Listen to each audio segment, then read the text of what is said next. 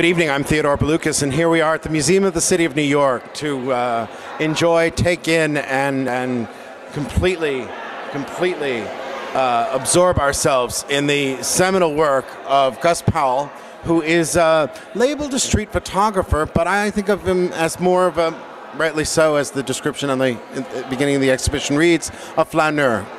I think that's true. I think that's true. Yes. In the Baudelarian sense, recording all of these images. Essentially, Gus, you were at the New Yorker when you started doing most of these pictures. You were inspired by Frank O'Hara's poems. Also written sort of as casual recollections during his lunch hour from the New Yorker as well.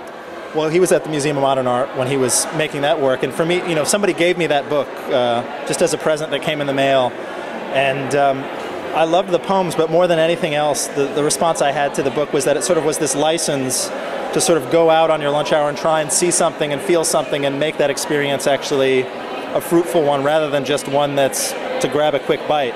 And so I started making these pictures that really weren't to illustrate the poems, but it was sort of my reaction to the way that he worked. Interestingly, we see such an abundance of lunchtime theater, really. But in truth, how much time did you have to spend in order to capture these very seminal moments? Well, you know, some days I had 10 minutes extra when I would go out for lunch. Other times I could sort of sneak away when I knew my boss was farther away and could go out for an hour and a half or 2 hours. And then some of the pictures were also made on the way to work or after work. But kind of one thing to talk about is just that being forced to work with a limited amount of time to make pictures, it made me embrace less and less of an event. So a lot of these pictures really have almost nothing going on in them, but I tried to find a way to make them become compelling, either by composition or the light or something about them.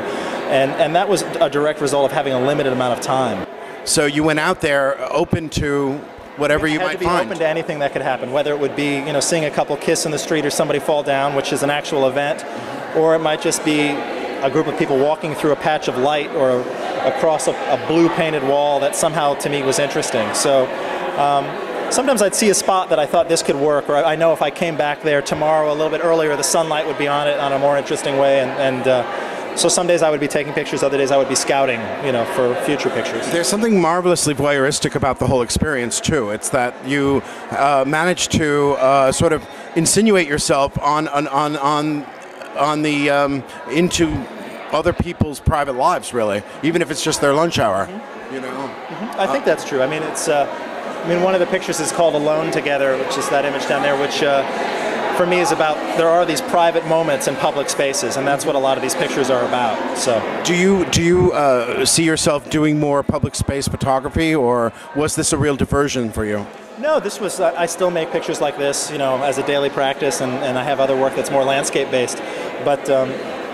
I love photographing people I don't know, and love photographing people out in public spaces and seeing how they use a space and don't use a space, and how they activate things. This is also an amazing tribute to a city that you are native to, and is a kind of Valentine to New York.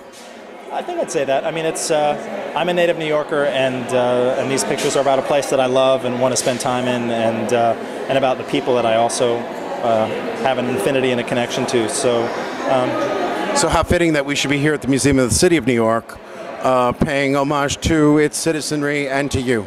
Thank you. Thank you so much. Thank you. Good night.